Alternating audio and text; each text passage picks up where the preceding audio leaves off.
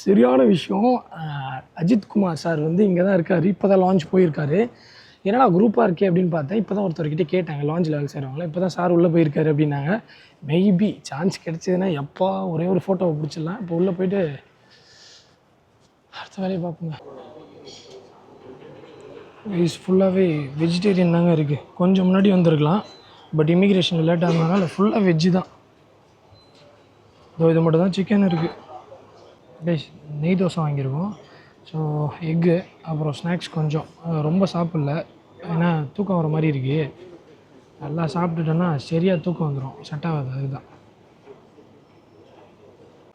Guys, சத்தியமாக நம்பவே முடியல. என்ன சொல்கிறதுனே தெரியலைங்க. ஒரு மாதிரி கையெல்லாம் நடுங்குதுங்க டப்புன்னு. என்னன்னா சரியான விஷயம். நான் சாப்பிட்டுட்டு இருந்தேன்ல அந்த தோசை, சாப்பிட்டு முடிச்சுட்டு ஹேண்ட் வாஷ் பண்ணலான்னு சொன்னேன். நான் வீடியோ போகும்போதே என்ன சொன்னேன், அங்கே ஒருத்தர் பார்த்துட்டு சொன்னார், இந்த மாதிரி அஜித்குமார் சார் வந்திருக்காரு அங்கே உள்ள ஆக்டர் அப்படின்னு சொல்லிட்டு போயினார்.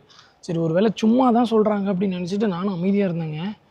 திடீர்னு பார்த்தீங்கன்னா நான் சாப்பிட்டுட்டு இருந்தேன். ஃபஸ்ட் டைம் ரெஸ்ட் ரூம் போயிட்டு வந்துட்டு தான் நான் சாப்பிட்டுட்டு இருந்தேன். தென் அகெயின் வந்து தோசை சாப்பிட்டுட்டு கை கழுவலான்னு போனேன்.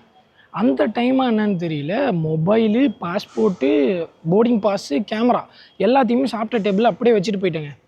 இப்படி போகிறேன், இந்த ரெஸ்ட் ரூம் வந்து அவ்வளோ கும்பலாக இருந்துச்சு. ஸோ அவர் வந்து ஃபஸ்ட் கிளாஸ், பிஸ்னஸ் கிளாஸ் அந்த லான்ச் வந்து யூஸ் பண்ணிகிட்டு இருந்தார்.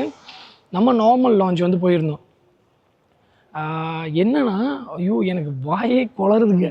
கரெக்டாக என்னென்னா, நான் போய் கை கழுவிட்டுருக்கேன். ஸோ ரெஸ்ட் ரூம் வந்து காமன் தான் அங்கே.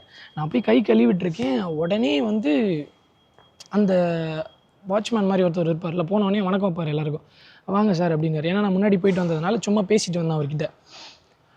உடனே என்னாச்சு, டப்புன்னு இப்படி திரும்புகிறேன், கையை கழுவிட்டு சோப்பு அப்படி பார்த்துட்டு கையை பேசிட்டு இப்படி கழுவுறேன். உடனே அவர் வந்துட்டாருங்க பின்னாடி. அஜித்குமார் சார் வந்து பின்னாடி நின்றுட்டு, இல்லை வாஷ் பண்ணுங்கள், முடித்தவொடனே நான் வாஷ் பண்ணிக்கிறேன் அப்படின்னாரு.